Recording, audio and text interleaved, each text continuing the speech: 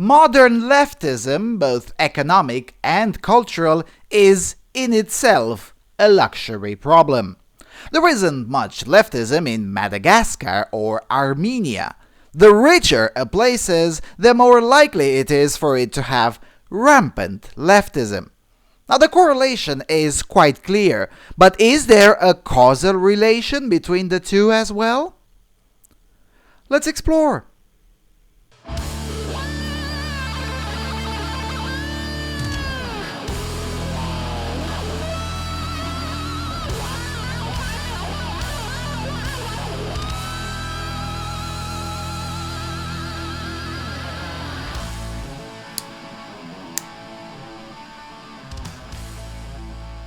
Hello everyone, and welcome to another episode of Freedom Alternative Research and Analysis. Alright, so for the purposes of this video, we need to learn two things. One, the correlation wealth-leftism exists anywhere there is wealth, not just in Europe or in the West.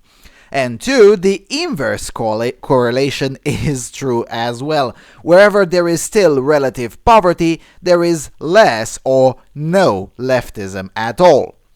Now, let's take each of them and dissect a little bit, shall we?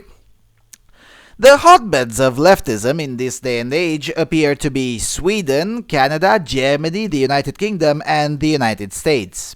In this order, although we could probably promote Canada to be the first, since not even Sweden has actual social justice tribunals, and the general trend amongst the populace is slowly but surely shifting away from leftism, that is in Sweden. But that's just details. What is a lot more consequential is the fact that once we take a more global view of the issue, we suddenly notice a very interesting aspect. Now, remember the video about the South African progressives that wanted to abolish science? Well, as it turns out, South Africa is an outlier in terms of economics when compared to the rest of the continent. That is to say, South Africa and its people are notably richer than the average citizen of most of the rest of the African countries.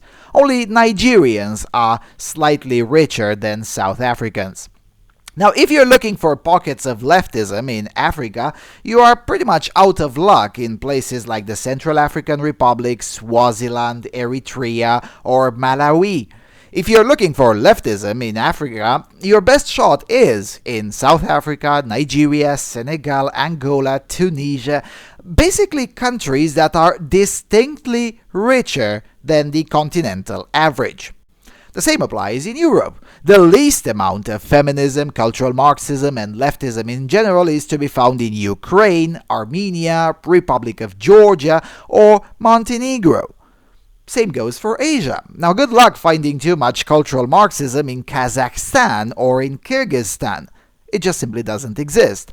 When looking for hardline modern leftism, one should try in South Korea, the big cities of India, not the rural areas, the cities in particular, and generally areas that are distinctly richer than the continental average. Now, admittedly, there is at least one exception to the rule, that would be China. But that's because China has liberated the markets, at least a little bit, but not the culture. There is also at least one exception in Asia for the reverse case, that would be North Korea, which is poor and leftist, but that is because of the military dictatorship and not because of free will. Unlike urban Indian youths who voluntarily choose to, join leftist causes.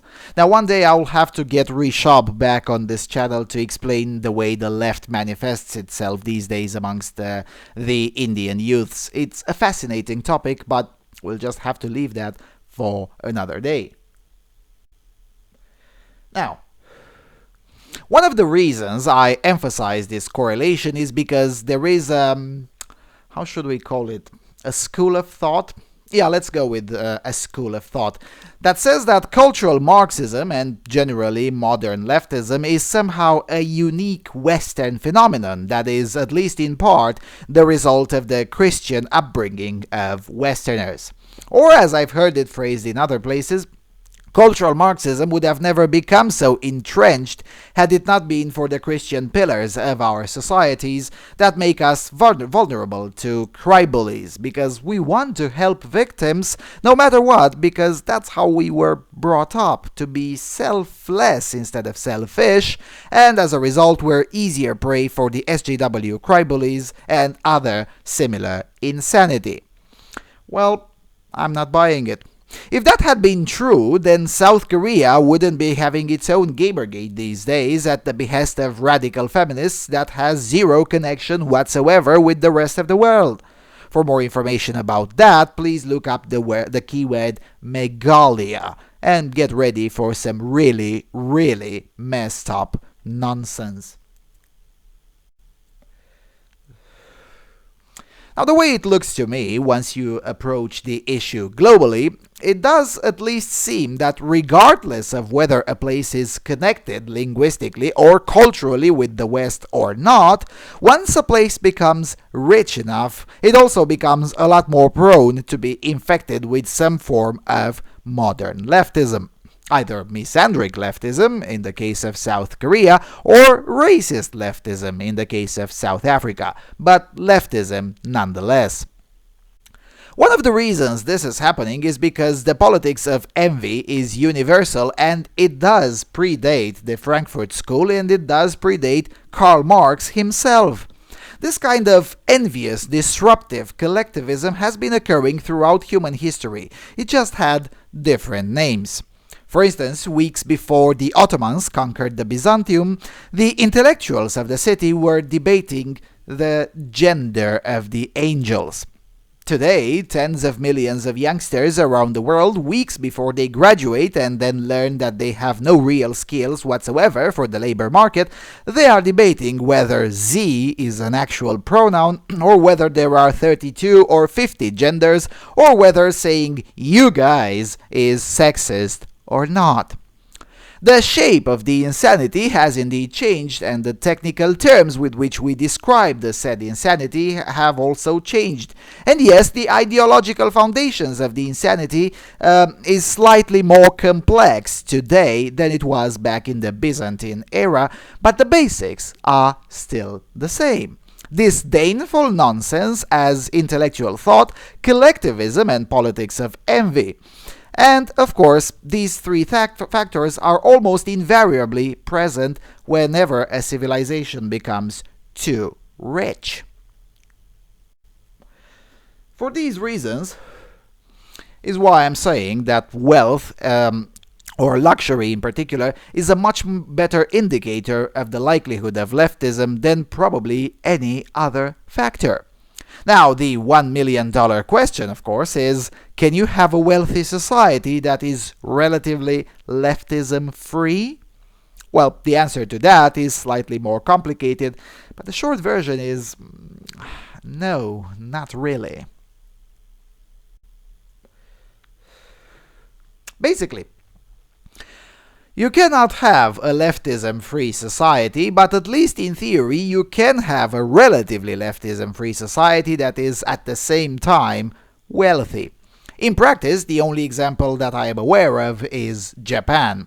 But Japan has certain characteristics that, well, nobody else has, and arguably nobody else will have anytime soon, if ever.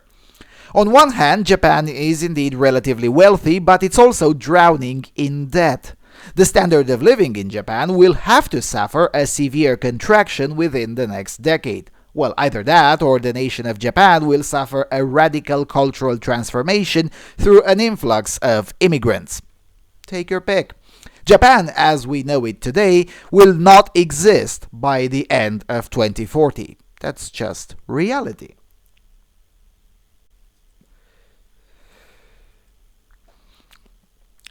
One of the reasons Japan still remains relatively leftist-free when compared to almost any other industrialized country is because the population of Japan is heavily skewed towards old adults.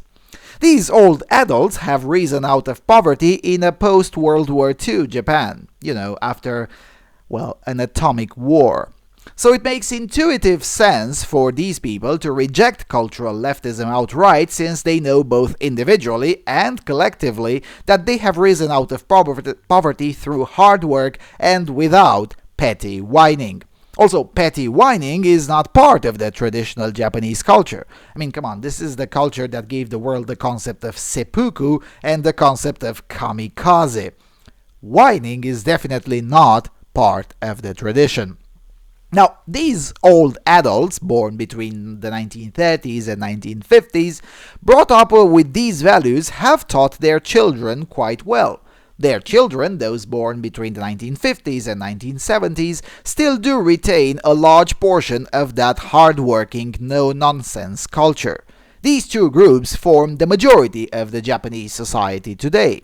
Those born after 1975 are a tiny minority in comparison, and those born in the 1990s, they're millennials basically, are very few and in between, and are a disaster of a generation.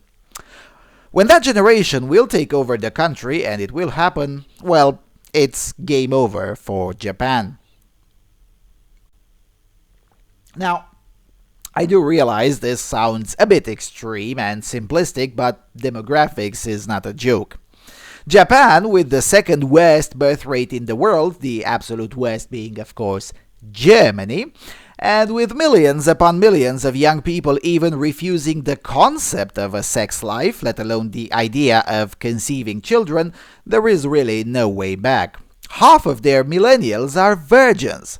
By the time they figure it out, if they ever figure it out, that is, the group will be out from its fertile years. It's really game over.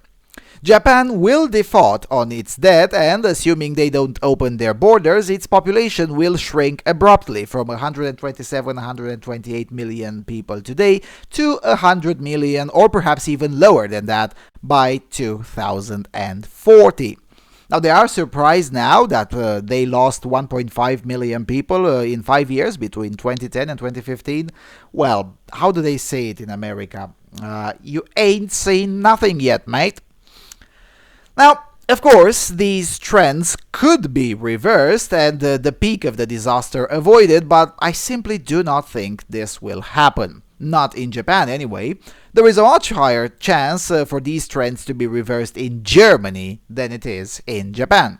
Anyway, the point is that while Japan is both wealthy and relatively leftist-free, it is not a sustainable example because of its unique characteristics and situation that simply does not exist elsewhere and are likely to never exist anytime soon.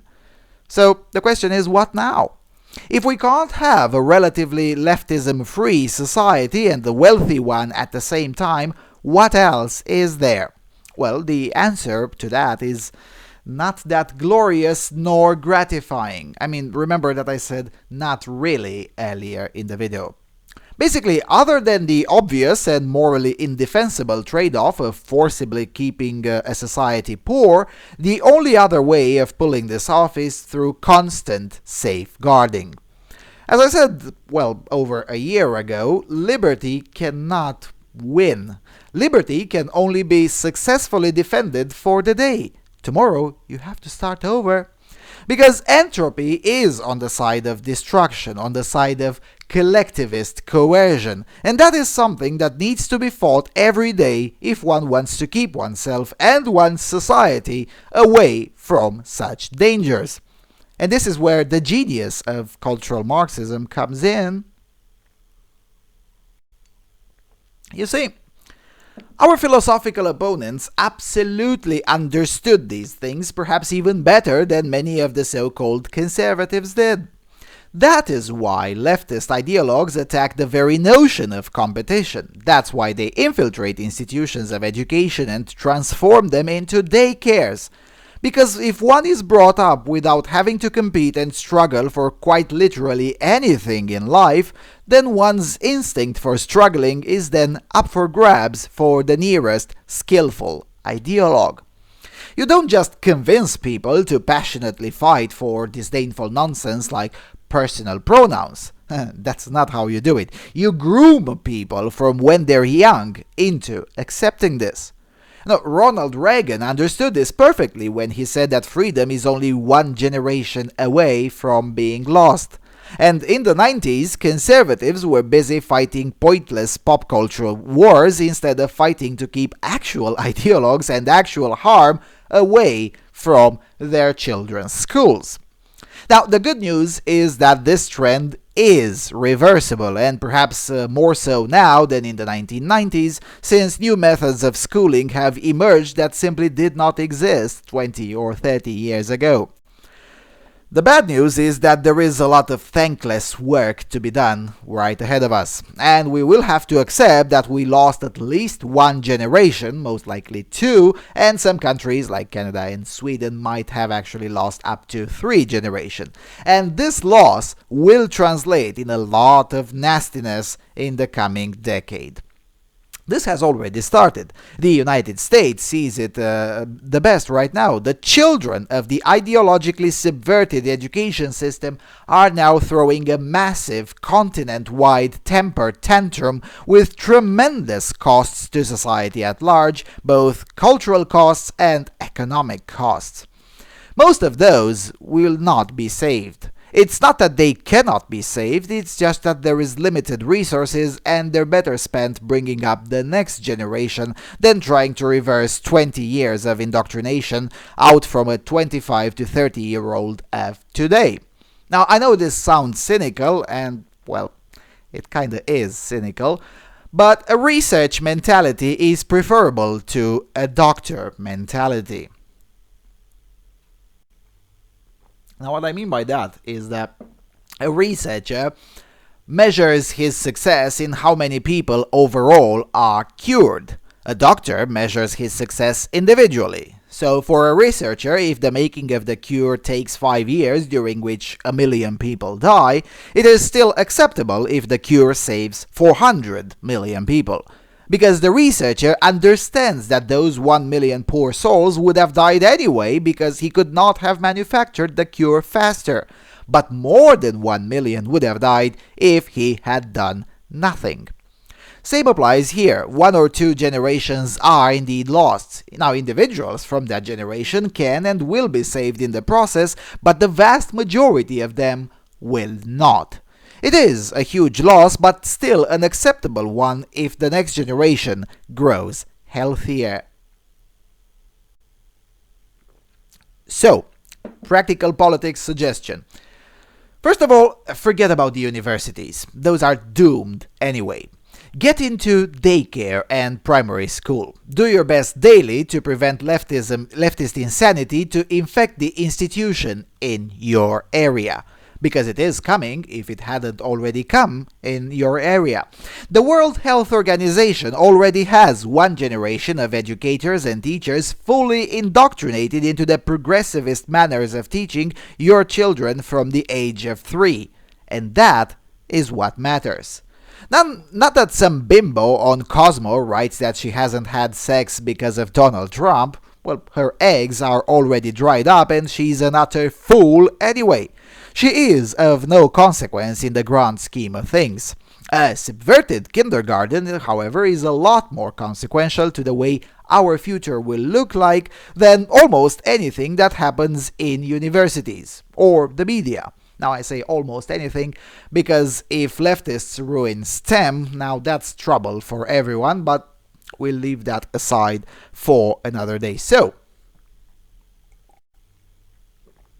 to sum up, leftism is much more likely to emerge when a society can afford it, and I say afford in the most literal sense of the word.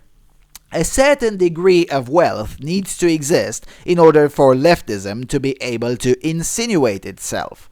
And this has been the case in the past as well. Marxism did not emerge in Brazil or Argentina, but in Germany, at the time the second or the third wealthiest country in the world, and miles ahead of most of the countries beneath it. Voluntary, bottom-up leftist movements also appeared in Germany and the United Kingdom in the 19th century, and not in Russia. In Russia, it took a coup d'etat, a favorable geopolitical situation, weapons, and sheer luck to get Marxism in there in 1917. Oh, and lots and lots of German money. That's how cultural Marxism emerged. The Frankfurt School ideologues were disappointed that the countries that actually could afford leftism did not adopt it. But you know that already. In any event, if you're looking to get involved into this and have no idea where to start, seriously consider primary schools or kindergartens. This is not a joke. We have to reverse 70 years of deliberate subversion, and we have to do it in 30, ahead of time and under budget. And it can be done. The only piece of the puzzle that's missing is conservatives getting off their high horse and start using agitprop and start actively subverting institutions. Now, speaking of agitprop, I really hope I can get the time to tape and publish another video on that topic this week. But until then, thank you for watching, thank you for your continuous and generous support of this channel, and I guess I'll see you around on Freedom Alternative.